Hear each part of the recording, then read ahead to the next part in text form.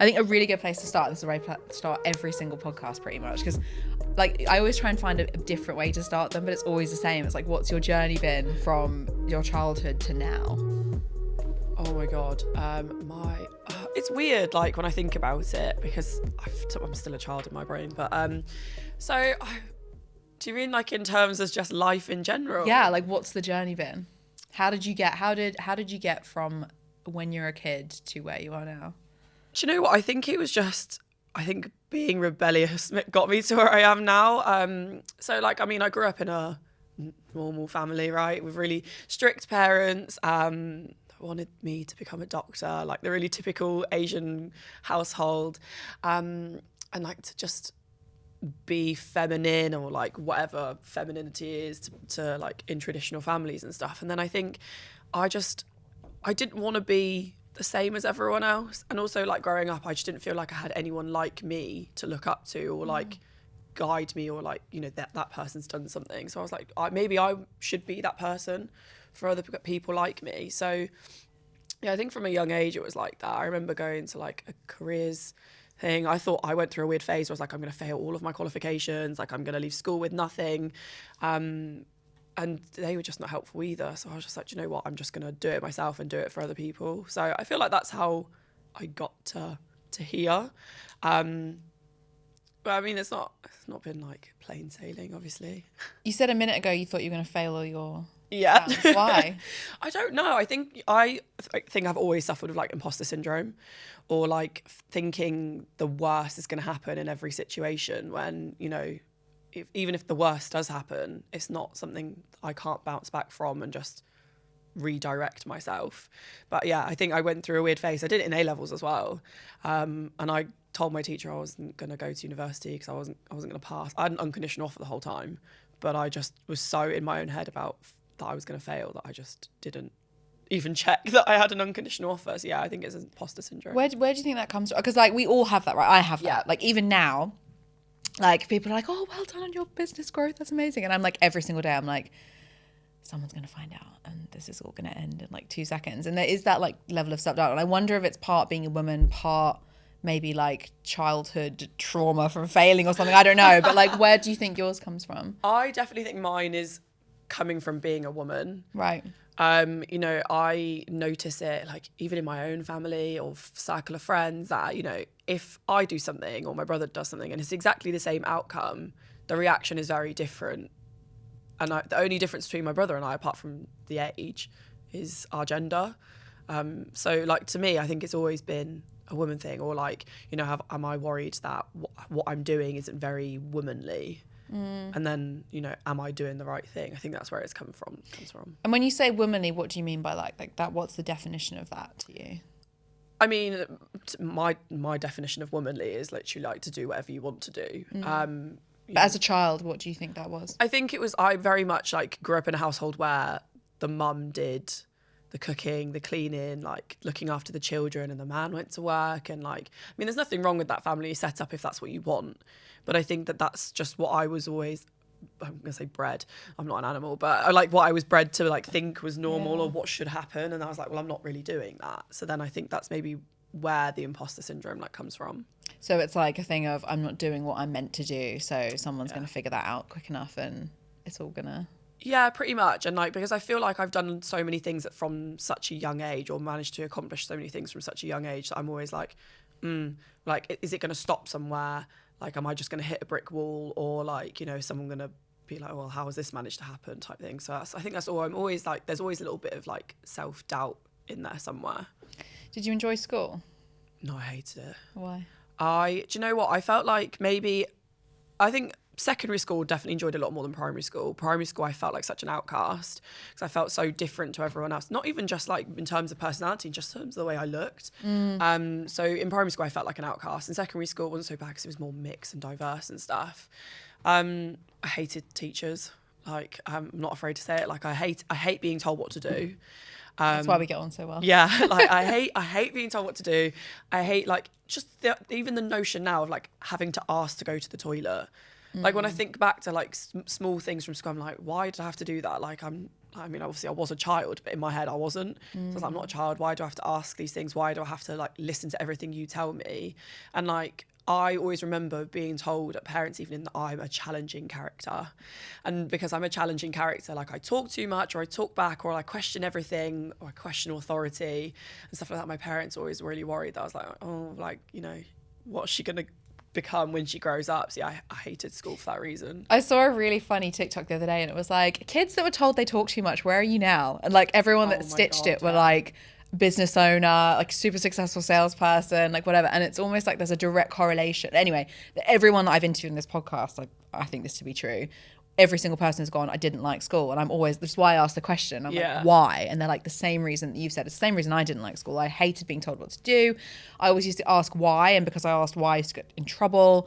I used to think, like, why on earth am I doing Latin lessons? Like, this is not going to help me in my life. Why are we learning algebra, miss? Shouldn't we be learning tax? And like that whole thought process for me, it was very hard to sit in school and be like, this is a great way to spend my time. And as a result, I was always in detention. I was always in trouble. All the things. But that seems to be like a direct correlation between the most successful people I've met in terms of like, you know, what society deems to be success, and there's a direct correlation between that and them not enjoying school. So you said that you didn't like authority and you didn't like being told what to do and stuff, and like you felt like you weren't a child. So how did you navigate all that? Because that must have been like very frustrating.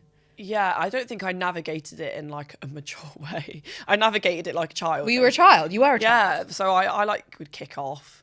I was in detention all the time, like every lunchtime. It was usually because of science, but I was always in detention. I had report cards for behaviour problems, like phone calls home all the time.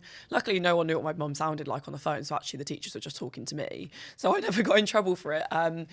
But yeah, I think I don't know. Like, I think I just pushed back all the time, and like, yeah, it probably looked like I had behavioural problems growing up, but actually it was just me just trying to figure out like how to do it. Because I think one thing is that having strict parents is that you're not taught how to navigate that side of you. So it kind of, for me, didn't come out at home, it just came out all in school. And like when you were talking about like why we learn about algebra and not how to do taxes and things like that, and I think that maybe that's one of the things that I like, why I think I've done so well in certain things, because that's what my parents did teach me. So like maybe that's probably did channel a bit more into my rebellion when I was like, well, actually my dad's teaching me life, whereas you're just teaching me how to pass an exam as opposed to like doing anything else. Yeah, I don't think I navigated it very well at all. And I think, you know, aside from the fact I was a child, if I did it again, it would be probably very different. I want to you said something a minute ago about like the ridiculousness of having to like put your hand up and ask to go to the toilet. Like, I'll never forget being like, I must have been about 12 and I had my period, and I remember having to get up, like put my hand up and be like, can I go to the toilet? And the teacher was like, why? You've already been like an hour ago. And like the angst of like having to explain myself as to why, like, I just need to go, and they're like them then going like, well, tell me why. Like that whole thought process as a child, that I know it's like a different topic entirely, but as a young woman was like absolutely traumatic. Yeah, and I went to an all-girls school. So like it should have been the norm that when you need to go, you need to go. And I actually did get, not suspended, I got like removed from all of my lessons because I refused to keep asking. So I think in geography, I think I was in year 8, like 14, I was like, I'm going to stop asking. Yeah, and just go. Yeah. And then, that got me into a lot of trouble. But, which is ridiculous when you think about it. Yeah. Like, life isn't that way. You don't ask for permission in life to do things. And I do wonder sometimes whether that mindset that we're taught at school, which is like you have to, it's almost like school teaches you what to think, not how to think. Yeah. And then when you get into the world and there's no one there to tell you what to do anymore, it's like, how do we find our purpose? How do I figure out what I like?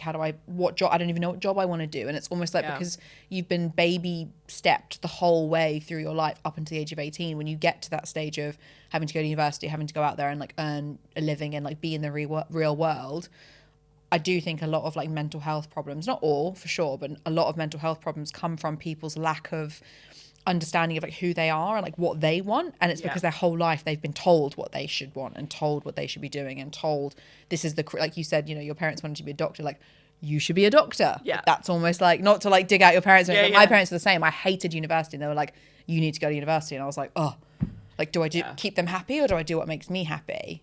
And obviously when you're 18-year-old, you're like, oh yeah, you just want to, like, for me, I easy always life. wanted to make my parents happy. Yeah. But like, no, I definitely agree with that, because I think, I can't remember if it was last week or the week before, I went to my old school to talk about employability and leadership to year 8. And like, I was like, I'm not going to talk at you. I was like, you know, there's loads of other people here that are also doing sessions on other skills and employability, but I'm not going to talk at you, because I remember what it was like in year 8. I hated people talking at me like I was a child. You know, you're in secondary school, you're getting ready to develop yourself to go to the real world. And I was like, it's going to be interactive. You need to have a conversation with me.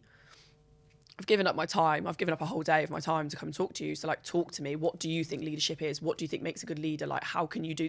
And like, they were just so quiet. And, you know, like, barely had anything to say. And I was thinking, you know, like, I get it, it's probably a little bit intimidating. And I probably do come across as a bit intimidating to maybe a group of year 8s. But yeah, the fact it was so quiet and no one had any idea of like what leadership is, or like, you know, and I kept saying to them, being a leader is about making mistakes. So like, even if you say something and you think it's wrong, how are you going to know it's wrong until you've just done it? And that's what I mean, like, because they're not told that this is what something is. Where do you think that mindset's come from? Because by the way, I love that whole thing of like, just do it and then figure it out. Like, that's my, like, and I'm not afraid to do stuff and it go wrong. Yeah. Like, I actually am more afraid to not do stuff and then get to the end of my life and be like, fuck, I wish I'd done that thing. Where do you think that's come from? Because obviously it sounds like you grew up in a very like traditional mum and dad set, like white picket fence setup where you're expected to kind of toe the line. I definitely felt like that as a kid, and we'll dig into, I'm sure, like matching rebellion streaks later. But I was a bad kid, like on paper. Like, obviously I wasn't a bad kid, but I was a bad kid on paper. And I think a lot of that came from like pushing back against what I was kind of being kind of forced into. So where do you think that mindset of like, it's okay to like get it wrong has come from? I think it's just because when I think back at things that I have done, even if it's something like, well, even when I was a kid, like when I played sport, if I made a mistake, it's like learning how to come back from it, and then learn like that lesson being one of the best parts of like my life up to that moment. And you know, the more mistakes I've made, so I've made hundreds. The more mistakes I've made, the more I've developed myself and become a better person. It's so cliche, but like, so I think that's just where I'm like, that's me, that's my leadership style, that's how I've always done things. If I make a mistake, own up to it. Look, how do I come back from this and move on? And I think maybe that's where my mindset came from. It's literally just me making mistakes as a kid. Even if it was something as small as being on the football pitch and taking the wrong shot, like, how do I come back from that? Yeah, I love that mindset so much. And something we try and encourage so much at like Klowt. Like, I've tried to take a lot of what we're talking about here and like apply that into a work setting, which can be quite difficult, because I feel like, I mean, I'm sort of Dee sitting here, our social media manager, and I'm sure she'll agree, like, I poached her from a previous business that was not corporate, but like had a more traditional setup, and like, not to dig them out or anything, but they had very much like a you have to get it right kind of attitude, or at least the management that like of her and potentially of me had a very much like you have to get this right attitude, and it almost stopped you from taking risks. And then when you stop taking risks, you stop innovating, you stop growing, you stop finding better ways of doing things, because there's no room to grow. Like, it's just like, it's just, this is how it's done. And I think that's really dangerous, because particularly when you work in an industry like we work in, which is creative, you know, social media, branding, like, you have to be at the forefront of everything. And it's really difficult to do that if you're just doing the same fucking shit as everyone else. Like, 100%. And the only way I can, like, there's no point in me hiring all these amazing creative people if I'm not going to then give them the freedom to go and fuck up and figure it out. Like, my whole thing is like, we sell social media services basically, like, no one's died. Like, as long as no one's like got hurt in this situation, we're okay. Yeah, and the thing is though, no one's brand is like right 100% of the time. Even if you look at like literally like Instagram, the logo's changed so many times. It's just something that evolves and changes. And like, that's, I think maybe like with people that I've managed, like, oh, like my leadership style is very different. But I think it shows your weakness as a leader if you're not allowing people that work with you or for you to make mistakes, because then you're too afraid to like have to take the brunt for it or like figure out a solution to fix the problem. And I think that shows a weakness in like your own leadership and their own character. And probably insecurity. Yeah. There's a really good actually quote, I think it's Steve Jobs, who says, there's no point in hiring smart people and telling them what to do. You hire smart people to get them to tell you what to do. I thought that was like a really good way. Not quite a segue, but a good way to like kind of get into it. Obviously you were on Love Island. Like, no no surprise. Like, I'm sure everyone knows already. But I don't want to spend a huge amount of time talking about that because I feel like everyone knows that about you. And a lot of people don't know the Sharon that I've got to know over the last like couple of weeks. But you previously said that you went into Love Island not because it was a reality TV show, but to expand your platform and expand your, I guess, voice for all the other stuff that you're now doing. Like, so talk me through like the thought process, the application process, like what it was like and like how you then kind of moved on from that. Yeah, definitely. I think, you know, it started off as a running joke between my friends and I. Like, all my friends are in really stable, serious relationships. Some of them have got children, whereas I'm that friend that's like just floating around. Like, you know, when everyone, you know, when you see on TikTok, like, there's that one friend in the friendship group that like has all the bad dating stories. Like, I'm that friend. So like it did start off as a bit of a running joke, and like, you know, every time I would see someone and it failed, I'd be like, you know, I'm just gonna apply for Love Island and it'll be fine. So yeah, it did start off as a joke, and then like every stage, every bit closer I got, I was like, oh, like, is this actually gonna happen? And then, you know, I got a phone call, be like, by the way, we want you to fly out to Mallorca in 2 weeks. And then it was that point that I actually had to sit there and think, is this something I genuinely really want to do? And I had to have I had that conversation with my parents as well, because I know that something that big it's not just going to impact me, it's going to impact them. Because it has millions of viewers, right? Yeah. It's not like it's not like you going on like, I don't know what the equivalent would be on like even Big Brother. It's like going on Big Brother like back in the day. Like there are millions and millions of people that watch this show. I mean, I have to say I haven't seen a single fucking episode, so I'm very intrigued to. I don't know if I should say that to you. No, it's fine. Do you know, like I've only ever watched one series of Love Island previous to me going on it, so I felt like I was going in pretty much blind. Yeah. And I think maybe that's what producers really liked, because I was like, you know, I'm not focused on who's made the biggest success out of their Love Island career, or like what character can I replicate, or like all these things. I was pretty much going in blind, and the only reason I watched the other series is because I knew people that were on it, and I would never have watched it if I didn't know them. So, but because I know how much of a big impact it is, I sat down with my parents, and maybe the reason I did want to go on it is, again, rebellion. So my dad was like, why would you do such a stupid thing? He's like, you've got a really good career, why are you going to throw that away to go on TV? And my parents don't watch any reality TV. And I was like, I don't think you realise how big of an opportunity this is. And like, because I hate being told what to do, this is my chance to get into a situation where I have control over the rest of my career, or I can make something really big of myself. And I think I felt annoyed that maybe my parents didn't trust me to not do something that would monumentally fuck up my career. Because how old are you when you went in? Because you're 26 now, right? So I was 25 when I went in. So I think that they were like really worried that I was going to do something, because some people do bad stuff and then fuck themselves over, like bad. So I think my parents were really worried at doing that. And I was like, well, clearly you don't trust me, but I'm going to go anyway. The process was weird for me. Like, it was like, you know, I like to think that I can talk really well and do interviews and all these things. So, you know, I was just doing interviews, and because I wasn't obsessed with becoming a reality TV star and influencer, and I wasn't putting so much pressure on myself that I have to be on this show, that it was just natural. And I was like, yeah, whatever. Like, I'm pretty sure my video that I sent in for the audition, I was wearing like Disney pajamas from Primark. I think I was just like, yeah, this is me. Like, this is how I am. Take me or leave me. Though I do remember like going to the day to like film all of the like adverts and stuff, and it was just so weird. Like, I'm walking around in a thong bikini with like 100 people looking at me in a massive camera. I was like, oh god. Like, I think at that point I was like, is this something I want to do? But yeah, again, it's taking risks and learning from my mistakes if it is a mistake.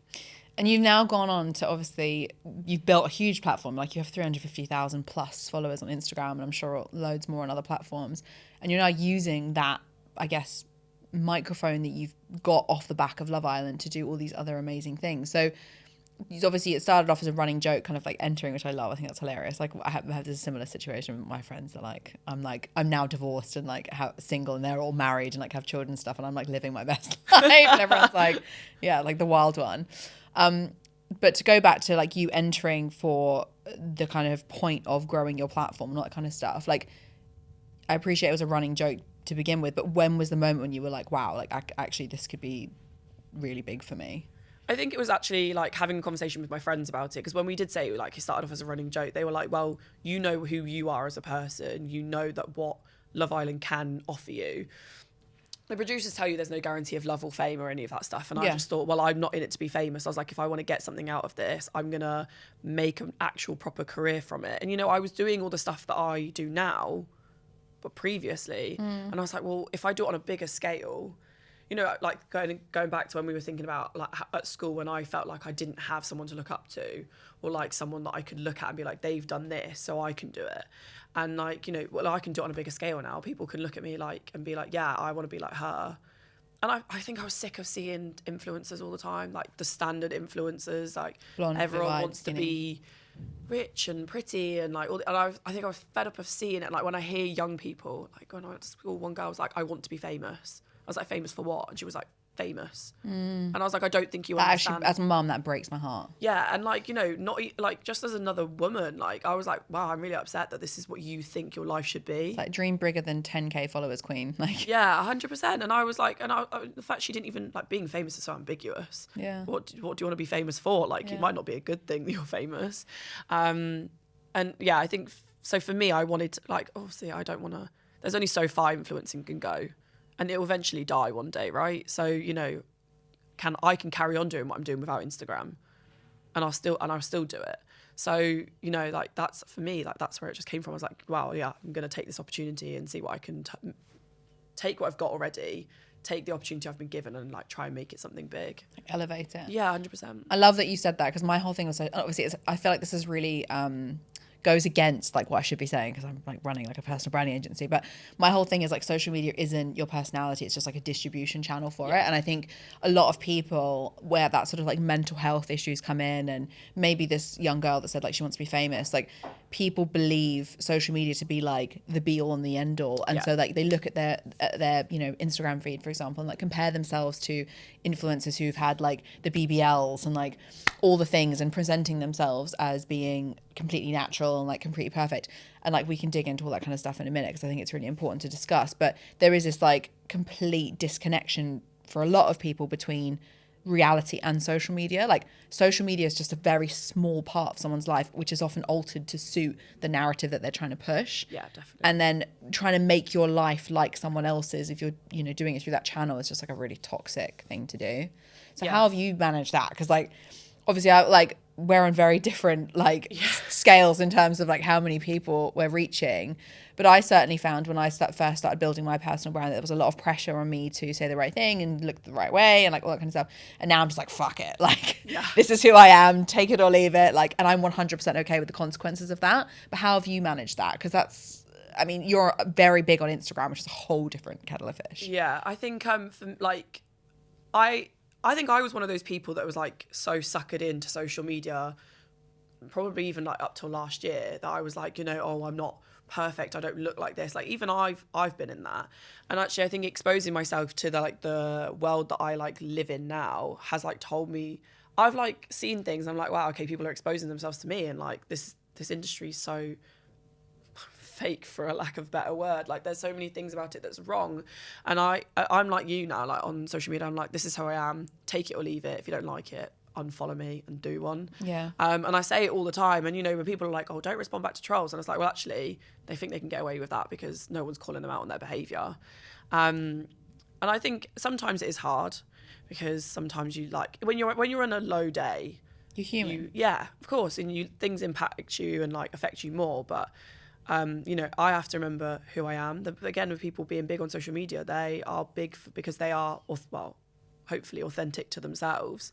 There is only one of you, and that's why people follow you and look at you. Like there's only one of me, and the people that follow me because of I'm authentic to who I am. And yeah, it's like it's still a weird world that I'm trying to navigate on a daily basis, and I don't always feel like I know what's going on or what I'm doing. I definitely am not perfect on social media. There's like weird bits of hair here, there and everywhere. Like I think I did a massive thing on Instagram story talking about my massive spot with my friend named Bruce, and like you know, people were like, oh, this is so gross. I was like, well, actually it's so normal. Like what are you telling me, you never had a spot in your life? Like, okay, cool. So yeah, I think it's something that I'm still trying to understand and navigate, definitely. I mean, I wanted to get into this like later on in the conversation, but it seems like the perfect time to like segue into it. Like, I think you've mentioned their trolls. Like, how do you deal with that? Because inevitably, when you have 350,000 followers, you have people who just say, like, there is this weird disconnection with reality, like both in a positive and negative way, where when people go online, they feel like they can go your outfit's shit, Yeah. you're ugly, you're this, you're that, and the other. And it's like, you wouldn't say that in a real life setting because you probably get smacked in the face, but people still feel like they can say it online. So how have you navigated that? I actually definitely think when I've always been exposed to trolls. When I used to do beauty pageants and stuff, there'd be people making comments here, there and everywhere. So I think like over time you get desensitized to people's opinions and people's shit. So I think like that's how I was like, yeah, when I was doing what I'm doing, it would just be one of those things where I'm desensitized to it now, so they can say what they want. But actually when it comes at a bigger scale, you're like, oh God, okay, like it's coming in floods. And I struggled so hard probably summer last year with trolling. Like I took it very personal. And this was when the season came out. Yeah. And like when the season's still ongoing, people take what they see for gospel. They take that as your full character, forgetting that it's 24 hours and that cut down to 40 minutes. So yeah, I struggled really, really hard and I took it really personally. And then, I started to have CBT, started to talk about it a bit more, started talking about it on social media and like calling it out and saying it is what it is. And now they're like, I think you're clutching at straws now because what they were trying to troll me is completely irrelevant now. So they're trying to find something new. So my trolling is still there, it still exists, but it's died down or it's tried to be something else when it doesn't affect me as much. I think people were going for very personal things before. So that's why I took it personally, whereas now they're trying to like find something else, but they're not finding anything to troll me for. But I think I have to remember, like I think about it in a sense, like, every time I put a comment on social media, how much effort and time it takes for me to do that. So I have to remember that person's probably really unhappy with their own life because they've spent time making an email, making an account, finding me because they don't follow me, writing a comment, writing a message. And I always deal with it in a sense that I'm really sorry that you're unhappy with your own life, that you have to make comments about mine because I'm happy with who I am and my life. So then I don't feel the need to send an abusive message to anyone because I'm busy doing me. And actually, I think one of the pivotal moments was when I saw a troll in the street and they shied away from me so quickly. They were very, very... Explain. They were very good with their keyboard, commenting about my body, about how I look, about how like no one fancies me and like I'm disgusting and all this stuff. And then I saw him in the street with his daughter, very young daughter, looked him in the eye because I don't think he realised that I read these things, looked him in the eye and was like waiting for him to say something to me. If you're so big behind your keyboard, come and say it to my face. And I just stood there waiting. He just looked at me and then he took his kid and walked off. I was like, so clearly there's no substance to what you're saying to me because if you cannot say it to my face. Wow. How did that make you feel? I felt great. Because if he said it, like, if you're so ballsy and you say it to my face, I will say something back. Like, everyone knows I've got a mouth on me. Like, I'm not afraid to say what I think. So the fact that anything I put online, I'm happy to say it to someone's face. If I make a comment about how someone's treated me, I'll say it to their face. I've probably already said it to them. So for me, I was like, okay, trolls are weak. This weak-minded, it's like you're unhappy with your life and that's why you're trying to project your unhappiness onto me or to the other people you're trolling. You keep referring back to like being comfortable in your own skin, which I love because I definitely feel 100%. I don't say comfortable myself. I say I'm 100% okay with the consequences of being myself because I know not everyone's going to like me. Yeah. And I feel like when people who are potentially do feel really comfortable in their own skin say like, oh, love yourself. It's kind of like, how? Like, yeah, people don't really understand like how to do that. So how do you think you've got to a point where you're like, I'm me, you can like me or not, I don't really mind, and I'm 100% okay with having an opinion and like standing behind it? I think that's a question I get a lot because a lot of my followers are young women and they're trying to navigate the way to feel as comfortable in their skin as I do in mine. And I always say to them, I was like, I wish I had an easy answer for you. I wish I could tell you this is A, B, and C, and this is how it's going to happen. I was like, it doesn't work like that. I was like, it's something you have to contend with for the rest of your life. Like, there'll be days where I'm not happy. There'll be days where I am. And like, I'll be doing that till the day I die. But I think for me, it's like, everyone's journey is so different. For me, it was like, I put so much focus into the wrong things and having the wrong things around me that made me think badly of myself. When you say wrong things, what do you mean? Mostly people. When I was younger, I was like, I wanted to have like a nice boyfriend, or I wanted boys to like me, and then their opinions impacted me and how I felt, or like friends' opinions impacted me and how I felt. And the moment I got rid of them, there's a moment I started to feel better about myself. And like my friendship circle now is so strong and so good that... And probably small. Yeah, very small. I can count everyone on one hand. But like, you know, they're the people that make me feel good. Like, you have to surround yourself with those good people. I think that's how my journey started, cutting off the dead weight, moving on.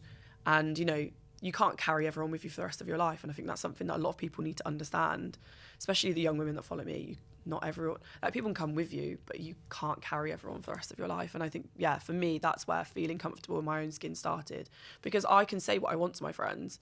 Like, I feel empowered to be myself and to say what I think, and they're not going to put me in a box or be like, oh, you can't do that or you can't say that.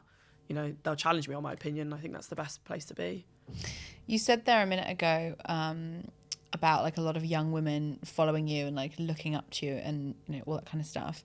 One of the things that I wish I knew when I was like 21, 22 or even younger than that was like, just because you form relationships with people, with friends or whatever, doesn't mean you have to continue having them. I think there is this weird like societal pressure almost of like, oh, they're your longest friend. Like, oh, this is my oldest friend. We went to school together. And it's like, just because you went to school together doesn't mean they're your friend. Actually, a lot of the people that I've ended up cutting out of my life are potentially my longest friends, but like they were just not adding anything to my life. And I don't mean that in an arrogant way. I simply mean you can have a relationship with someone, you know, a partner or a friend, and that's the right thing for you at that time. But it's okay to move on from that. And it's okay for you to not be friends anymore. It's not like it's a bad, you know, I don't want to be friends with you anymore, you're a horrible person. It's just like you grow and you separate. And it irritates me that there is this narrative around like having loads of old friends or like having lots of friends. And it's almost like it's the same reason why people follow people with loads of followers. It's like, oh, cosign, they've got loads of followers. They must be like a wonderful human being. We have this thing in society where it's like you're judged on how many people you have in your corner and how many friends you have. So how have you navigated like cutting, as you said, like that dead weight? I think for me, it was learning to love myself enough to put myself first. Like, because you're not adding anything to my life. Like, you know, in school, you're kind of forced to be friends with the people that are there. You don't choose like who goes to the same school as you. Whereas now, as like an adult, I choose who is in my friends. Like, I choose who I speak to. I choose who I see. And I think, this whole fairy tale narrative of your oldest friend. The older I got, I was like, that's a load of shit. I'm sorry, like, just to be quite blunt about it. Like, it's like, you know, a lot of my friends that I went to school with, some even like people I went to nursery with, have like messaged me, and I've tried to have a conversation with them, but I'm actually like, this is just wasting my time. Yeah. Like, you know, you don't really want to speak to me. I don't really want to speak to you. Like, let's just be adults about it and kind of like cut that off, really. And I think people, maybe because I grew up in a small town, people take that as arrogance. Like, it's me being arrogant, like I'm too good for them. But actually, it's just like... It's just putting yourself first. Yeah, definitely. And like, it's like a weird cycle because you need to love yourself enough to put yourself first to then love yourself more. It is so weird. But I think, you know, like even people message me now being like, I had one girl message me saying, I just got my dream job. My boyfriend said it's a job or him. What do I do? I said, how old are you? She was like, I'm 21. Job. I was like, your job. I was like, I've never regretted picking a job over a person. Never regretted picking yourself over a person. This is your dream job. How many opportunities are you going to say, yes, I got to do something that I love, that I want, that I actively want? If this person was right for you and good for you, they would support that. 100%. But they're not good for you because they don't want you to do that. They want to be your only thing and your only priority. And that's a massive red flag. I think people need to wake up and see the colour. Like, that's such a thing with young women, isn't it? Like, I was the same when I was like 18, 19. I dated these guys who were just super controlling, super... And it's, I don't know, I mean, I know where it comes from, but that's a whole other podcast entirely. But it's like that pattern of like, I don't know, like it's almost the more rebellious people then go for the people who are most controlling. It's like this weird, like, magnetic... I've seen that in my relationships, I'm not gonna lie. And I think, but as now I'm older, I know it, and like I identify it before it even happens. I'm like, cool, no. Yeah, exactly. And I think, you know, that's one thing that women have really like reached out to me and like I get messages like that all the time from young people, and I was like, I tell people all the time, learn from my mistake. Do not do it. It's like, make yourself happy, put yourself first, do what you want to do. You know, and ironically, when you're happy, you attract people that are going to make you happier. Yeah, definitely. And it's like everything's like a weird vicious circle, isn't it? Like, but you have to, again, love yourself enough to put yourself first and like put what you want as a priority. I love that. There's something I want to touch on. I think it's a really important topic because there's a few times you've sort of like mentioned it so far, but we've not really dug into it enough. You've previously said, like in this conversation today, that you didn't feel like there was enough people that looked like you out there. You've also previously said in a interview, I believe, that you felt like you were picked to go on Love Island as part of like kind of like a diversity checkbox exercise. And when I was doing like a bit of research about you and like, you know, trying to get a bit of background so we could have this conversation, one of the things that I thought was really interesting was like one of the most top Google searches of you is about your ethnicity. And like, you know, part of me is like, maybe quack, people are, you know, think quite curious, but like if it walks like a duck, sounds like a duck, quacks like a duck, is it maybe smacking of racism? And so I wanted to kind of dive into that with you because I think it's a really important topic to make, because there is a huge lack of representation of, like back to our point earlier, not white, skinny, typically blonde girls who are in Instagram as influencers and like quote unquote role models for people. Yeah, I actually did notice that as like most Googled question about me, because I wouldn't recommend it to anyone for their own mental health, but occasionally like when I know an article about me is coming out because I've done an interview, I'll like search my name because I want to see the article for like to reshare on social media, and I see it all the time. Is Sharon this? What's Sharon's ethnicity? I get it as questions in my DMs like all the time, and actually like I think it's something that I've always been acutely aware of. Like I had a family member come to me and say the only reason I got my job is because I'm an ethnicity tick box. So I think about it all the time, and you know, these are coming from people that are related to me. So how like if that's going to happen in my own, it's not my own home, but in my own home, then how is it going to like, how am I dealing with that out there? And you know, because I know that the show is trying to do the diversity push and make everyone different and representative of society. I sat like, you know, at first I didn't think about it. I didn't think about it until maybe going into my second week, when the guys that were coming in were like, they're allowed to fancy who they fancy. Like, and people always think that I'm taking it personally towards them. No, I'm not. People are allowed to fancy who they fancy, but everyone that was coming in had the same type. And I was thinking like, I've done this before when I was younger. I did this when I was 17. I don't want to do it again, like in my adult life. And I can't walk away because I'm stuck in a villa in a country that I'm not, like I don't Contractually obliged to be there. So I can't like just get like in real life, if I was in a room and that was happening, I'd be like, I'm out and leave. And I think I was like, oh well, you know, there must be a reason why they've put me here, because the whole point of the show is like you fight each other off to get your person. And I was like, well, I don't want to fight for any of these people. It's like they're not attracted to me. I'm not really attracted to them, like because they're not making any effort. Like, so what's the point of me being here? Well, you know, if there's no people for me to like fight for, then the only other explanation is that I'm here because they're trying to push for diversity. And it's not just, I mean, you know, if it was just me that people weren't attracted to, like me as a person, that's very different. But when I look at how my series, I can't talk for any other series, how all ethnic minorities have been treated, then, you know, like, can we not wake up and smell the coffee? If everyone comes in likes the same, like you said, like the Instagram, the blonde, the tan skin, same body, then like it's not even just with race, it's with body size as well. It's just a tick box because everyone likes the same thing. When you say how other ethnic minorities are treated, what do you mean? As in, like, you know, I find that in Love Island, black men do very well, white women do very well, whereas like black women, Asian women, like in my series, there were I'm trying to remember off the top of my head, 4 Asian contestants. None of them left in any form of couple, and were dumped very, majority of them were dumped very brutally. So, you know, that's for me, that was like coming up as red flags as a tick box. Because, you know, I was watching Asian contestants come in thinking like, oh, well, you know, hopefully they get a chance. And it's like, well, if it never happens for them, it's obviously a bigger problem than me, myself and I. So, yeah, and I think, and I'm not going to speak on behalf of other people, but what I saw was people feeling very uncomfortable, and race was being a massive part of it because they didn't feel like they were desired or desirable to people because of their race and their ethnicity. And how did that make you feel specifically?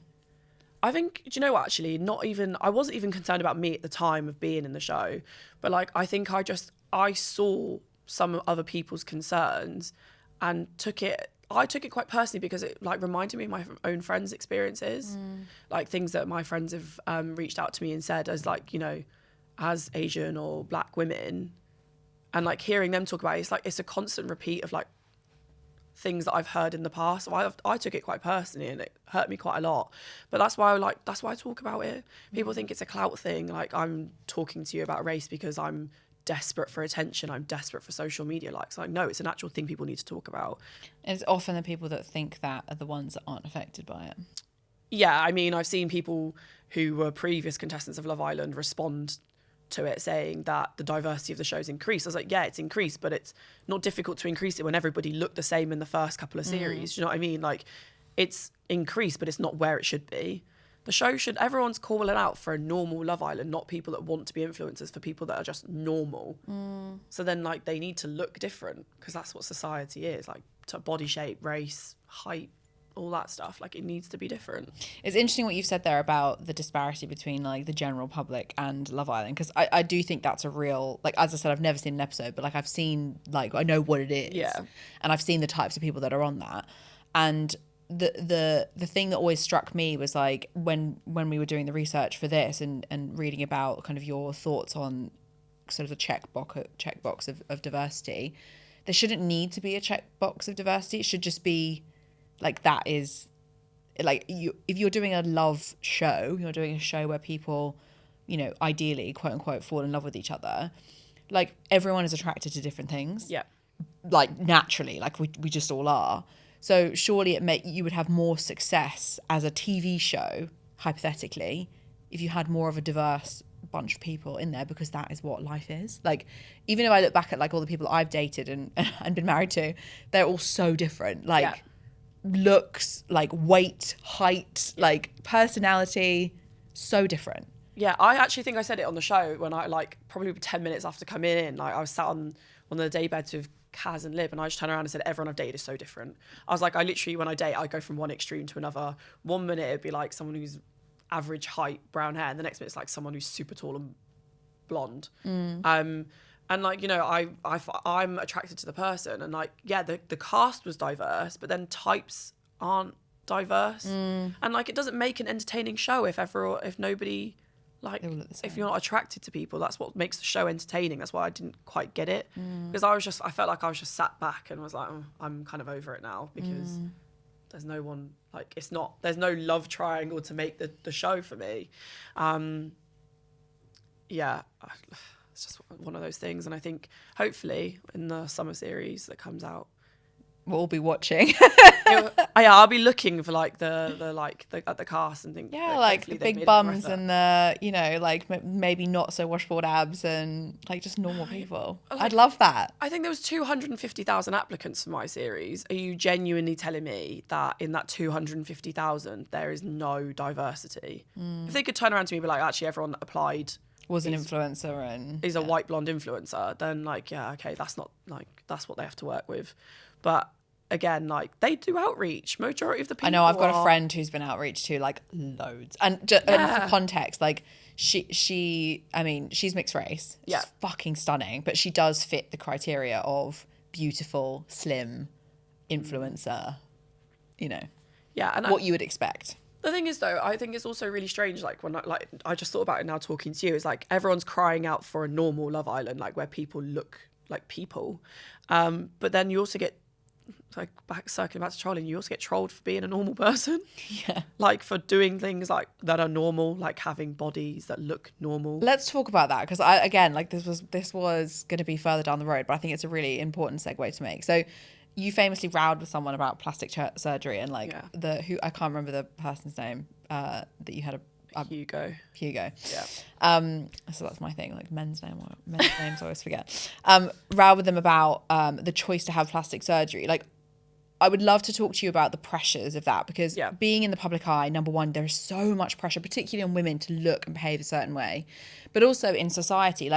Now I'm cool. I'm like, yeah, jiggly tummy, I've had 2 babies, it grew life, leave me be. But when I was 21, I had a really severe eating disorder. Like, I was so skinny. Like, I look back on pictures now and I'm like, fuck, like, how did I live? Like, whatever. But that all came from this pressure I felt to be skinny toned, beautiful, blonde, like as a young woman, and I was no one. Like I wasn't, you know, and I didn't have any kind of public platform like you do. So what are your thoughts on that particular incident with Hugo? But secondly, what are your thoughts on women needing to be perfect, but then also being like trolled when they are? Yeah, I think that argument was taken so out of context. And do you know what? It caused a massive divide. And I still see the comments now, and I get a lot of comments and messages about it. And actually, that's probably where a lot of my trolling came from, because the divide was people with me because they understood where I was coming from, despite the way that it was cut, or people taking it as I took that comment personally, and I'm insecure because I've had loads of work done, which I haven't. So like, I mean, there's nothing wrong if you had, but like, it caused a massive loose women debate. Apparently, I didn't get to watch it, but like, I think for me, I've been sick of hearing the narrative that women have to be perfect, but perfect naturally is the key. Like, and I think I've dated men like Hugo. I know the game. You have to be blonde, slim, big boobs, perky bum, cracking personality. You have to have all the tick boxes, but you have to be natural at doing it. I'm sorry. Bodies are bodies. There is no way of naturally being perfect. Nobody is. And then also, on the same card, I knew his Instagram would be with girls who've had plastic surgery, who've had filler, and that's what he's attracted to on social media. And I was annoyed at the hypocrisy of it. Like, that's what really grilled me. And I was thinking like, oh, you know, you were a teacher at an all-girls school. How unfair is that comment to people that you were a teacher to? Like, you know, you're telling them that they're not good enough if they don't look like this. But also, I'm unworthy if I have had plastic surgery. Like, you know, I said in one of the first podcasts I did when I left, I was like, we were talking about my boobs. I said a boy that I was seeing when I was 17 made me feel so insecure about the fact I was flat chested. And I thought, well, if I had my boobs done, he'd be more attracted to me, like he'd like me more.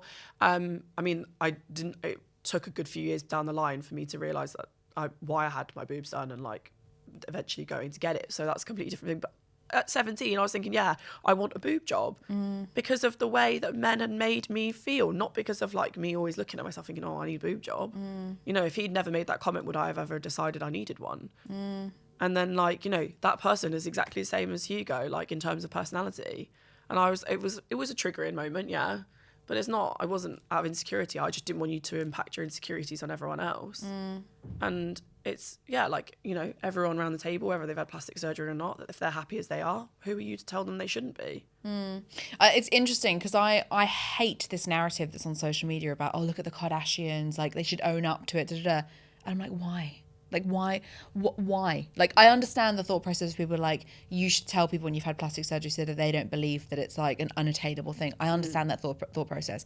But equally, where is the consideration here of like Khloe Kardashian's insecurities? Yeah. Like, where is that factored into this conversation? You're talking about her body as if it's like this thing that we all own and we all need to know every single part of it. It's like, just let the woman be. Like, you've been publicly scrutinizing, like she's either too skinny or she's too fat. She's either has her bum's too big or it's too small. Like, just let the fucking woman live. Like, she like, it irritates me so much when people use those people as an example of like, what I mean by those people is the Kardashians, as an example of like pro or against plastic surgery and like the influence that they have on young women. And I'm like, they're fucking young women themselves. Like, just leave them alone. Like, if you look at Kim Kardashian, you want to go and get a BBL because of her, that's on you. Yeah. Like, that's not her responsibility to make you not get plastic surgery. There needs to be more of a conversation as to why you feel like you need to get plastic surgery because she looks that way. That's way more important than kind of telling a bunch of celebrities they need to talk about what they've had done. Just like, let them live. Yeah, and I think actually there was that whole conversation about how influencers or people in the public eye should be open about their plastic surgery. The moment I'm slated for it. I'm fake. I'm awful. I've had You're loads not perfect of things naturally. And like, I see things all the time about Sharon's had this done. I was like, oh, that's news to me. Like, cool, thank you. And like, it's like, I get messages like, I think someone was like, you've got a flat bum. So yeah, cool. But then if I went and got a BBL, I'm disgusting because I went and got a BBL. Like, I can't make everyone happy. They can't make everyone happy. I have to make myself happy. I live in this body. I wake up in it. I go to sleep in it. Like, if I'm happy in it, then I don't care what you think anymore. And I think that's basically where I was coming to with that argument. Like, it's not for someone else to comment on someone else's body. That's really unfair, because and then people started like making like weird, trying to like turn into something it's not. So like the whole narrative about me bullying someone or making them cry or like bringing Hugo's disability into it. I was like, that's a completely different conversation. I've never made a comment about his disability. I'm just talking about the language you use when you speak about people. If you said like, I prefer natural boobs, that's great. You prefer natural boobs. But saying I don't like fake and then bringing fake personality into it when the personality you're presenting isn't necessarily the complete picture. It's just, I just didn't like hypocrisy. I think that's what really like got me going in that sense. I didn't think it was that heated, but apparently it is. That's a really nice segue into. It's like you were in Love Island, you did all that kind of stuff, and you come out and you've gone on to do these like incredible things. Like I'm just in awe when I see all the stuff you're doing on like lobbying the government on spiking and all the stuff you're doing for like women's rights and like equality and that kind of stuff. You've called yourself a feminist, like self-proclaimed openly. I am too, bra burning. I'm on the picket fence with you. What does that mean to you? What does feminism mean to you? I think feminism is being allowed, like just being allowed to be. Like you said, like let the Kardashians be. Like everyone's definition of feminism is different.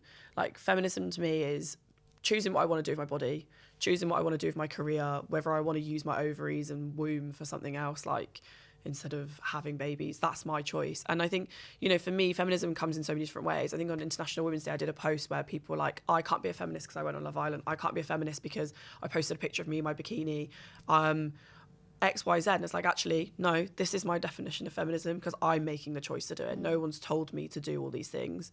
I feel empowered enough to do what I want, and I have the opportunities and the ability to do what I want, so I'm going to take that. So for me, it's again like being comfortable in my skin, taking what I can and just doing it because I can, and feeling empowered to do so. And I think that's why like being a feminist is so important to me. But people have like a very negative opinion on what feminism is. Like it's like, you hate men. Well, I don't hate men. I love them, clearly. That's why I went on a show full of half naked men. But like it's like there's people have that very negative opinion of what it is. And I hopefully, like with my social media, that I've made it not look like I hate men and made it look like actually, you know, women's rights is something that is so far behind human rights, you know, because it's what it is. It's human rights, not just women's rights. But that was like my aim, to like make feminism look more positive, but also do something good with it, and making other women feel empowered to do the same things that I've done, like take the same opportunities or do what they want to do. The thing that pisses me most off about the whole concept of feminism is that people think that it is anti-men. Yeah. And it's like, actually, if you're for women's rights, then you're a feminist. Like, you don't have to be a woman to be a feminist. In fact, we actually need more men to be feminists. Yeah, so, like, it just needs a rebrand. I think, maybe it's because it has the word feminine. People think, like, oh, yeah, we don't want to touch that. Like, I have a girlfriend who, she was like, oh, I'm not a feminist, but. And I was like, sorry, whoa, stop talking about. I said, what did you just say? And she said, I'm not a feminist. I was like, what do you mean?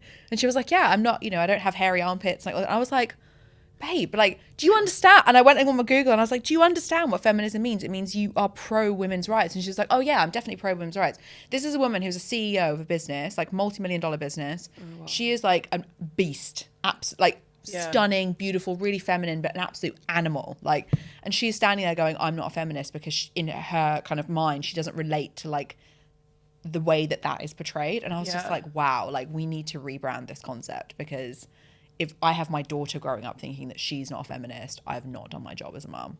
Yeah, I think that's what I think really worries me. Like, I shave my legs. Like, cool. Like, I'm a woman. I'm a feminist. Does that make you not a feminist because you shave your legs? It's like ridiculous. That's the thing. I think when people say certain things, I'm like that really confuses me a little bit. Like, surely being a feminist is choosing to do what I want.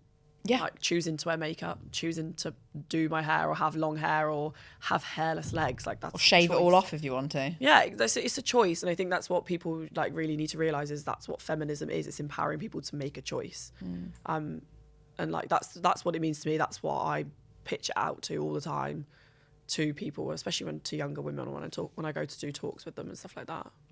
Have you faced any kind of like bias as a woman, like throughout your career? Because obviously prior, I mean, I'd love to dig into the whole civil service that you did, but prior to Love Island, you were a civil servant and, you know, managing a lot of stuff to do with Brexit and like the movement of goods and stuff. Have you faced any discrimination of any kind as a woman, do you feel? I think it's probably not so like in your face. It's probably just a little bit on the sly. But also like I sometimes sit down and go, is it because I'm a woman, or is it because I'm young? Or is it because I'm of my ethnicity? Like there's so many like different angles for it to look at. Like I've struggled to understand if is it because I'm a woman? But I think it's a mixture of a lot of things, especially when I've managed men that have been working for as long as I've been alive. Like, you know, I'm younger than their child and I'm telling them what to do. And I think maybe that's being a woman probably does have partly to do it because they're toxic in their own masculinity. They don't like having a woman tell them what to do. Give me some examples of that. Like, what's that look like in practice? I'm trying to think of like an example I'm allowed to give.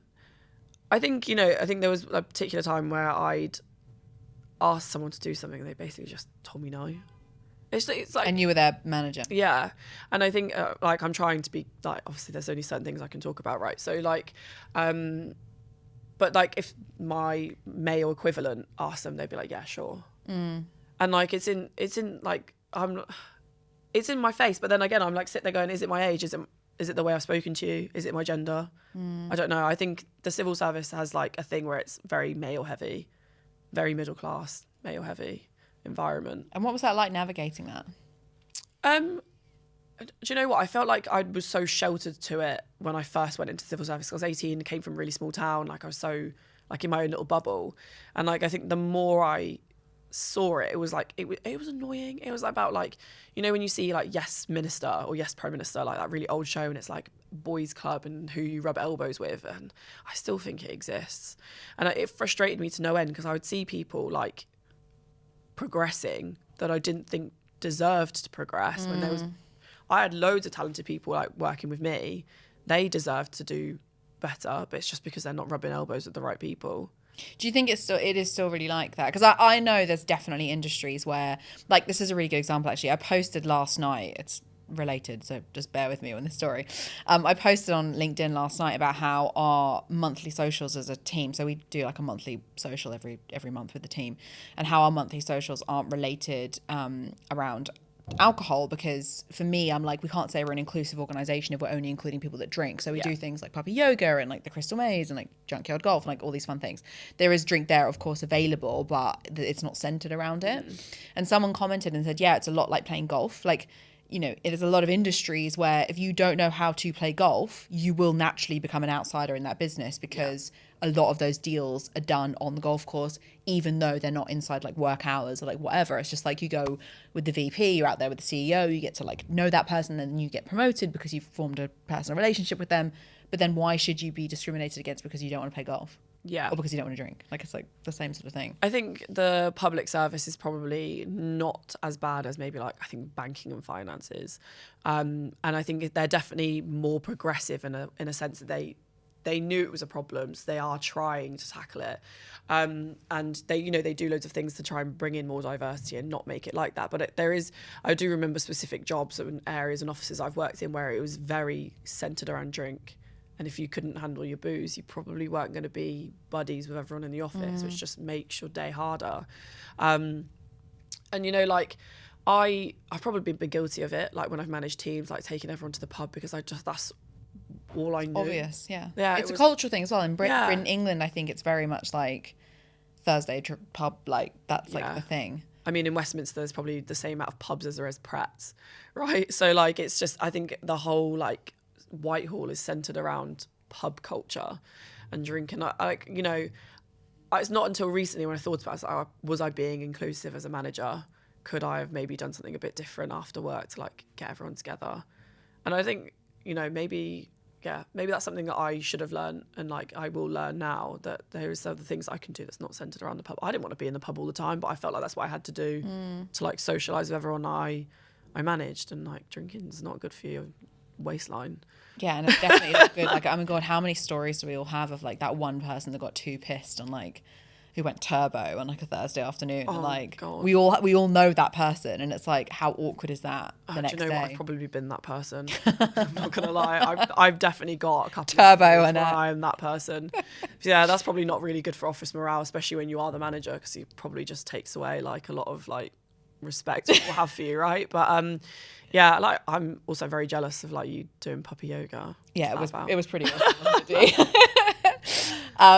It was Danielle's idea. She was like, I was like, right, so what social should we do? And she was like, well, puppy yoga is like a really good idea. I was like, okay, sold. Oh yeah. It leads really nicely though onto your current kind of, I guess, project, which is this whole spiking campaign you're doing. Can you talk to me about like where that even came from, like your experience and like why it's important?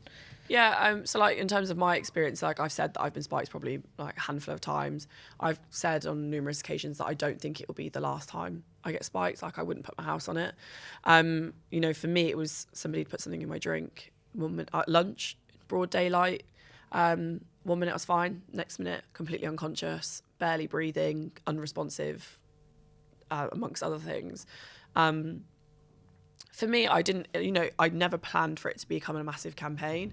I think, I wasn't really sure what I wanted to do with it, but like I saw loads of university students try like doing this girls' night in boycott, and because I knew the influence I had on social media, I was like, well, and like how upsetting a subject like this can be when you're targeted because people don't believe you. I was like, well, if I stand up and say that it's happened to me and talk about it and make it a topic of conversation, then they'll feel supported. So basically it started off as like me trying to support other women, talking about their experiences. And then, it kind of spiraled a bit more. Like people were like, oh, well, if she's talking about it, like we want to talk to her about it. And the more conversations I had with people about it, the more like other people were having conversations. And then all of a sudden I was getting daily DMs, probably like on average, probably about 10 a day, since my article came out, about other people, not even just women, but other people saying they had the same experience, or like their friends had an experience, or like they know someone that's had it. And I was like, wow, like, Yeah, I've been spiked. Yeah. And like, I was probably really naive as to how big of a problem it was in the beginning. And then I was like, well, I have to do something about it. I can't just have all these people confide in me because they're too scared to confide in someone else and then do nothing. And, I've got the professional and the academic experience to be able to navigate Parliament, navigate the legal system, and like actually drive proper change. And the more I was doing research, and there's spiking isn't its own law, like it's covered in other offences, but it's not like there's loopholes. I think basically, people don't think you can get spiked with alcohol. Like I could put alcohol in your tea, your coffee. That's me spiking you. If you went to hospital, you would just come back as she was too drunk. But I've done something to lower your inhibitions and make you unable to control your own body. And that brings a whole thing about consent as well. Yeah.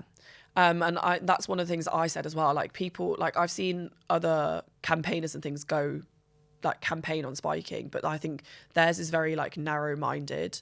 I think, like I've seen people talk about, like I've had loads of companies reach out to me about covers for drinks.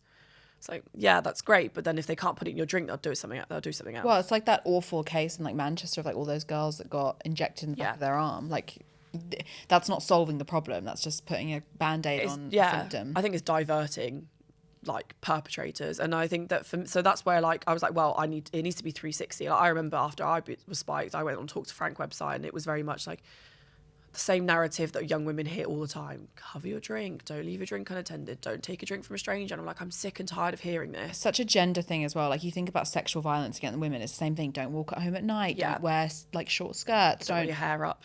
It's like, how about people just don't rape people? Yeah. How about you just don't put a spike in someone's drink, and like that will be like, it's almost like victim shaming. Yeah. And that's how I felt like every angle that I was trying to take this at. So that's where like the whole hashtag like proactive not reactive came in, because when I sat down with David, who's my local MP, I said I think that young women, 14-year-old girls are messaging me because people don't understand consent. It's like, what happened to sex education at school? I remember 10 years ago when I was doing sex ed that nobody spoke to me about consent or spiking. No. It was, here's a blue willy, here's a condom, learn how to put it on. And that was what sex education was. And I think that, even now when I talk about my story, I get 15-year-old boys say, you probably asked for it. stuff like that. And like, you know, it's a cultural thing. It's learned. Where are they learning this from? I wonder also if it stems from, it's interesting, I was having this conversation with one of our clients the other day about like the disparity between what we're telling adults to, how we're telling adults to behave versus what we're teaching children at school. Like they still remove boys from the classroom when they talk about periods. Yeah. And I'm like, no wonder men are so uncomfortable when you whip your pad out and you have to go and like go to the bathroom in the toilet, because they think it's weird because they've never been a part of that conversation. And I appreciate it's a different topic, but I'm wondering whether it's all related. Like men don't understand women. Maybe that's where it comes from. Well, that's what I said to him. I was like, you know, I'm not just trying to tackle drink spiking. I'm trying to tackle a whole problem where people don't understand consent. They don't, like, organizations don't understand how to deal with it. The emergency services automatically assume it's your fault or you're drunk. Like there needs to be a whole massive re-education of society on what spiking is or what consent is or like sexual violence is. Like not everyone gets spiked for sexual offences, but the majority of it is. Like I 100% know that the reason I was spiked was to be sexually assaulted. And again, like, why does this person think they can do that? It's because they weren't told any different. And like, we can't just expect people to learn things when they're older. I do think there is definitely a conversation that's like, obviously you're one of the change makers in that conversation, but there's definitely more of a conversation happening around consent and happening around spiking specifically. Like you think about programs like Euphoria and like I May Destroy You, like that was unbelievable, that series, so emotive, so hard hitting. But also like challenged a lot of different ideas about consent. It wasn't just that she was spiked and sexually assaulted in the pub. It was also, you know, her then consequential relationships with people and like, you know, little things that you don't even think is like consent, but actually really is. Yeah. And I do think you're right. There is definitely, you know, the real world is very different to what people are being taught at school and potentially even at home about what that is. Yeah, like to be fair, I was thinking about like my own family, like makeup. My parents didn't have the conversation with me. For them, it was just like awkward, like all like really conservative parents. We don't talk about sex. We don't talk about drugs. Like, so all of my education came from school. And how many other kids are like that are like me? Their parents don't have these conversations with them because they can't. They find it uncomfortable. Like, so they're not learning about it in school. They're learning about it on Pornhub. Which is a whole problem in itself. Like they're learning through like conversations, comments they're seeing online. And I'm wondering, like, I have to delete comments, like not because they upset me, but because I'm wondering who's going to read that and think that's okay thing to say. Or like, is there a victim that's going to read that and think, oh God, like, am I a bad person? And I don't want that. So like, again, that's like this whole, like, I've tried to stay away from other campaigns that just focus on covering a drink because I think it's pointless. Yeah, it's reactive. Yeah. It's interesting what we both just said there about porn specifically. I don't want to dig into it too much because I feel like you'd do a whole hour podcast on it. But someone very close to me, we were having this conversation the other day, and he said there is a whole generation of men who are learning how to have relationships through porn. Yeah. And I was like, that in itself is like such a big problem. Yeah, I've probably experienced it in like my own personal relationships, and I think it's just... It's like, I don't think they realise it's the same with like TV. Like, you know, this is over dramatized. Yeah. Well, it's not real. No, of course not. Real. But there's like been programs, documentaries about people saying like, it's not like actors and actresses that do porn say this isn't real. No. Like, and they openly talk about it, how their love lives and their relationships outside of work don't look like that. And that's what terrifies me. And that's why it needs to be like a whole proactive approach. Which brings me really nicely onto the fact that you've gone from being on Love Island, which is like stereotypically like, I don't want to name any names, but like the Molly Mays of the world. Like, and now you've completely, in many ways, rebranded yourself into this activist, lobbyist, like talking about really serious things. How did you navigate like that? How did you go from what could have easily been like step out of the villa, have a couple of 100,000 followers on Instagram, sell some diet pills, do some skinny coffee. Like, how did you go from there where it could have gone to where you are now? Because obviously this brand by Amelia Sordell, I'd love to dig into like the rebrand and all that kind of stuff. Yeah, I think, do you know what? Like there is only one Molly May. That's her thing. Like that's what she loves. That's authentic to herself. And that's why she's done so well. And I think like, you know, when I look at people whose careers have not lasted, have like no longevity, it's people that are not authentic to themselves. It would be so wrong of me to start selling diet pills. So I eat cheese before I go to bed. Like, I'd be the biggest hypocrite in the world, right? So like for me, just I don't want to do anything that's unnatural. And you know my manager, she's probably been annoyed at me that I probably could have made her so much more money if I just accepted more deals. But like yeah, I don't want to be unauthentic. I don't, because then I have no longevity in terms of like my career. And also, you know, I'm not going to change what little Sharon's long-term goals were when she was younger just for the sake of a couple of thousand followers on Instagram. Like, that's not right. But then again, like, I'd be adding to a problem that I hate. Like, I don't like people coming up to me and like, I want to be an influencer. I like the girl that comes up to me and goes, I want to be a heart surgeon. Like, that's the kind of, like, I have to reflect that on my own social media if that's what I want to hear. And again, it goes back to like when we were talking about school, where I said I didn't feel like I had someone to look at and be like, she's done what I want. How has she done it? How can I do that as well?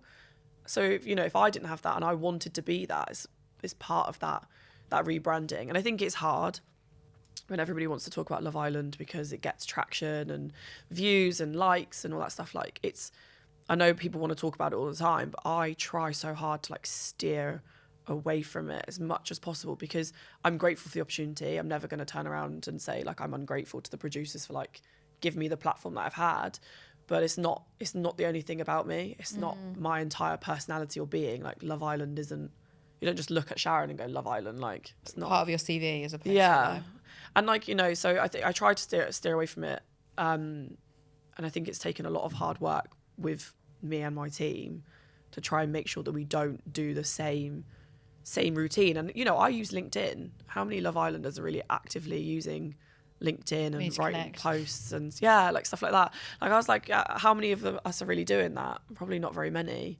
And LinkedIn's such an amazing tool and platform. And, you know, I think when I said on Instagram that I was on it and I'm going to start using it, I ended up getting like, I didn't have any followers before, and now I have like 1,000. And like, girls are signing up to use LinkedIn because they want to see what I post, and then they're seeing like loads of like, I think I actually follow you on LinkedIn, like things that you post on there. Like things you post on there, and like you know, how like tips on like career and like steering, like again, like how to love yourself and stuff, like comes from LinkedIn. Like, so many things that I've learned come from LinkedIn, like courses and how to find a job and stuff like that. It's like, I love LinkedIn as a platform, and I feel like I'm a bit biased in saying that because that's where I built my following. But I just think for what I want to do, right? Like, don't get me wrong, like there's nothing wrong with, you know, growing a following based on how you look and like that kind of stuff, and that's fine. It's just not me. Like, I'm very, as Danielle knows, I'm very awkward in front of the camera. I love video. Like, video is super easy for me because I don't have to like get myself into like a contortion situation, like not show my rolls or anything. Like, I'm totally okay with it. But like, if you ask me to take a picture, I am the most awkward human being in the world. So channels like Instagram for me, I find very difficult because I'm like how do I communicate on here? But LinkedIn for me is great because I can have an opinion there, and I also feel like it's a bit of a safer space because your profile is directly tied to where you work. So there is like a level of accountability on LinkedIn that there just isn't on any other platform. Like, lack of trolls. Yeah, well, no, there's definitely trolls. Oh, yeah. I mean, like, like anonymous ones. Yeah, exactly. But like, so the trolling that I get will be like, I very rarely get commented on how I look. Like, yeah, almost insignificant. But there'll be people being like, you're a dick, and here's why. And like, I can take that because I'm like, cool, I'm great. Glad that I'm a dick to you because you're not the right person that I want to speak to. But I feel like it's very difficult then if you take that onto Instagram and you've got people attacking how you physically look. Yeah. Like, that's a whole other thing. So I think that's one of the reasons why I love LinkedIn, is because you can be there and have an opinion and find your tribe. And it's all about like-mindedness as opposed to everyone kind of coming together to like clap you for the fact that you look great. Like, it's just a much better platform. So like, I think the kind of easy way to segue from there is like, LinkedIn, you're on there, you started being on there. Why, first of all? And kind of surrounding that question is, you said there a minute ago that your team has worked really, really hard to like rebrand you from ex-Love Islander to who you are today. What has that practically looked like? Like, did you come out and go, right, I want to be known for these things and like, let's move towards that? Or was it assigned to your career goals? Or what advice would you give yourself or someone listening to this who was in a position where you are, say, a year ago, and they're looking to like pivot everything? Yeah. So going to the first question, like why I'm on LinkedIn, I think because there's always that, when you say influencer, like I really begrudge. It's an ick moment for me. Yeah, like people say it to me. They're like, "Oh, you're an influencer on LinkedIn." I'm like, ugh. Yeah, when people say that I'm an influencer, like it puts hairs on the back of my neck, like they stand up, because like I don't see myself as an influencer or what typically an influencer looks like. And like I think there's such a negative connotation around it. Even on LinkedIn there is, because I think that there was like a clip that resurfaced after a couple of ex-Islanders and influencers accepted a deal with a company. I can't remember what the product was. I know what you're talking about. We wrote that post. Oh. It went viral. And it was about the cyanide drink. Yes. That was one of our clients. We wrote that post. I love that so much that you're referencing that. That's the most I was Yeah. So it was a clip about how like Lauren Goodyear and like a bunch of other, I think Zara Holland and someone else from The Only Way is Essex had accepted a paid partnership with a company that was selling a drink that contained cyanide. Yeah, we wrote that post. Oh, that makes me so happy. I saw that. Yeah, well, I mean, I got into a massive argument and debate about it on there, because they were like, people weren't going after the reasons why people were accepting deals for things that they'd never tried, or wanting to sell poisonous drinks to people, or going after like those specific people. They were attacking groups of people, anyone that does reality TV, anyone that's on social media, and calling out people that are influenced. Like they were saying that, like, you know, oh, if you're influenced, like you must be stupid or whatever. And I actually responded back to a lot of these people. I was like, it's very ironic. This is a professional platform, but the language you're using is so unprofessional and very hurtful and nasty. And, you know, I was like, you're influenced. You get influenced by things all the time. You telling me you don't? Have you ever seen an advert for a box of Frosties and think, yeah, I really want cereal? Like, that's a lie. But also, you only have to go look back at all the. I mean, I don't want to get political, but like, well, yeah, with the whole thing that happened with Facebook. Like, if you've seen The Great Hack on Netflix, the whole election with Donald Trump and Hillary Clinton was influenced. Like they influenced people systematically with paid advertising to vote a specific way. They identified a group of people through profiling of who they believed could be the most influenced, and they influenced them. Like, to me that is way more dangerous than telling someone to buy like diet pills. Like, and I think I was saying to them, I was like, you know, not everyone that does these things is a bad person. And they were like, well, name me 3 ex-Islanders that aren't like that. And I went, me. And they laughed at me. They were like, what do you mean you? And I was like, if you want to question my credentials, go on my page and question them. But, you know, I have just as much of a reason to be on this platform as you do. And all these things. And I really challenge these people's stereotypical notions of what an influencer is. And that's why I love being on there, because actually people want to listen to what I write. They read the caption, as opposed to just looking at the picture and liking what's there. And I really like that. And I think, you know, a lot of people I'm friends with, they like using LinkedIn to like look for inspiration for things. And like, I think it's, you know, it's a great way to build another platform in a different way. It allows you a different part of you, which I think is really important. Like, so I'm on Instagram, Twitter, TikTok. I mean, on all of them, but most prolific on Instagram, TikTok, Twitter, and LinkedIn. But LinkedIn's always going to be my favorite. Again, I appreciate it's biased, but it's always going to be my favorite because it allows me to be the most me. Yeah. Like, I don't have to, like, I did a post today about therapy and how I've been in therapy in and out for 15 years and like how that has made me a better person and therefore a better leader of a business. Like, if I said that on like maybe TikTok or Instagram, people would get slaughtered. Yeah. Because it doesn't fit the narrative of those platforms, which is everything is perfect. Like, look at me, I'm running this really successful business. We're going to do £1 million this year. Like, oh, aren't I great? And it's like, actually, like, had a pretty shit mental health over the last 12 months. And like, am I open about that? People that either feel bad for me, they're like, why the fuck has she shared that on Instagram? You'd probably lose loads of followers on Instagram if you'd post that. Yeah. And like, you know, and I think every time I go on LinkedIn, it's more positive than negative. Yeah. And that's intentional. LinkedIn have said to us, like, we have an account manager there because we're just on it so much. But they basically said to us they want to be the platform for good. Like, whereas every other platform was more like, in many ways, psychologically damaging. They want to be like the good platform where you come to have discussions and debate with each other from a perspective of like, we disagree, as opposed to you're wrong. And like, which I feel like every other platform's very divided, whereas LinkedIn's very like, let's have a conversation about this, which is why I love it so much. Yeah. And I think one of the like moments where I was like, actually, maybe I should spend more time on LinkedIn, because I did use it before, was when I'm on TikTok. I think one of my viral TikToks, LinkedIn actually interacted with, because I was talking about salary transparency.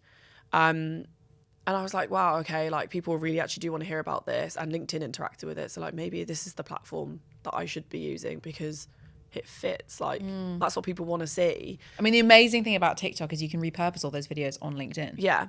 And I just didn't think about that. Like this whole influencing thing is like new to me, and like trying to cross-reference all of these platforms. So I'm the laziest marketer you ever meet. I make one piece of content and then I just like redistribute it on every channel. So like I'll write a post on LinkedIn and then I'll screenshot that and then share that on Instagram. And then I'll take the whole post from LinkedIn and turn it into like either a thread or a one line for Twitter. And then I'll just read the post as a video and put it on TikTok and then repurpose the TikTok and then put it on Instagram again. And it's like... Is it lazy or is it smart? Working smarter. Lazy smart.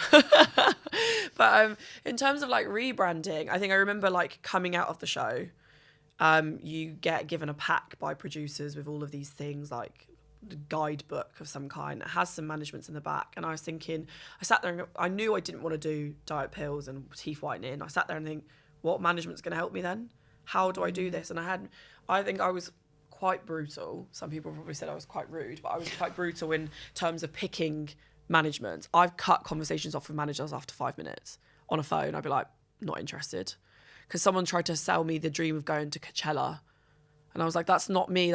I've just told you that I want to be Love Island's first MP. I want to do these things. And I like, why are you talking to me about Coachella? Not interested. Goodbye. I was like, someone's at my door. I need to go. Bye. Someone started talking to me about fitness brands. Again, like this doesn't fit me. So I think that's why I gravitated towards the management I've got. Which I know, yeah. Hannah. Like, Hannah, who was the first guest on this podcast. Yeah, like that's why I gravitated towards Hannah so much. First of all, because she made the time and effort to physically see me. When she messaged me, she was like, let's meet in person. I respect that way more than like, let's have a phone call, because it just means you're not taking me seriously. And like, if I need you, am I only ever going to be able to get you by phone? I'm never going to be able to see you. And like, when I spoke to Hannah, she was like, she said that she feels underrated because she's a young woman. I related to that. And then, I sat there and was like, I want to do these things. And she went, okay, this is how I think we could do them, as opposed to, well, that's not really what's going to make us money. Maybe you should try doing this instead, which is what I thought other people did. So like, it was, when I say they worked hard, it was also like the fact that they believed in my image, my long-term goals. Vision. Yeah, they believe in my vision, and like they're going to help me work towards that. And they know so many things more than I do about X, Y, and Z and trying to navigate publicity and stuff. But it's that like the trust that we have between each other that I just didn't get with anyone else. And like, I think that's why it's done so well. Like it's been as hard as it's been. Like I want to say it's easier than it would have been if I tried it with somebody else. The one thing that struck me about Hannah, and I don't want to kind of dwell on it too much, but I think it's an important point to make, particularly on the topic of personal brands.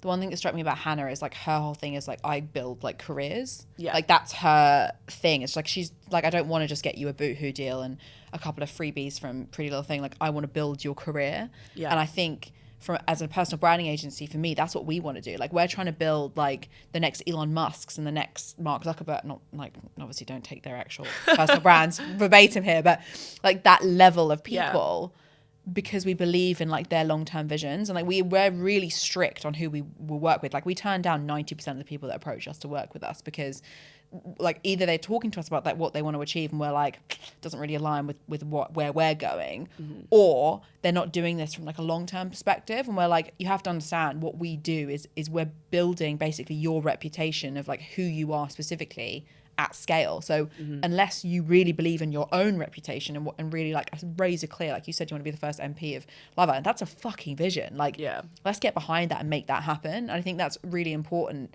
not just from like having a management agency or a personal branding agency, which not everyone will have, obviously, because it's quite a niche thing, but in yourself, you have to be fucking clear on what you want to be known for. And that's one of the things people always ask us is like, where do I start with personal branding? I'm like, 1, what are your goals? 2, what do you want to be known for? 3, talk about those fucking things until you get to the goal that you're trying to reach. And I think like you've come like even 12 months it's been since you're in the villa, and like you've already done that. I think it's unbelievable. Yeah, and I think that's one thing that I really love about, like, I don't feel like I've had to change who I am as a person to be able to fit a brand. Like we've made the brand fit me, because I'll text her on a Monday and be like, this week I want to do X, Y, Z. It's never like, I don't know if that's going to work. It's okay, then we need to do this. If that's what you want to do, you need to do this. And if you don't do this, you're not going to get what you want. And do it consistently. Yeah, it's very blunt, very open, honest, and like pull your finger at your ass and do it if this is what you want. And like that's what I really respect, that I don't need to be like handheld and things like that. I want someone to be like very cutthroat and honest with me. Like, how else am I supposed to get where I want to go if someone's going to lie to me the whole time? I love that. What's next? Well, when Boris Johnson vacates number 10, no, I'm joking. Which I don't think will be in the not too distant future. No. So, I mean, for me, like, I'm still very much, I want spiking to be its own piece of legislation. I want the government to focus on how they educate people in terms of consent and things, but also, you know, I'm now working with the digital secretary on the online safety bill.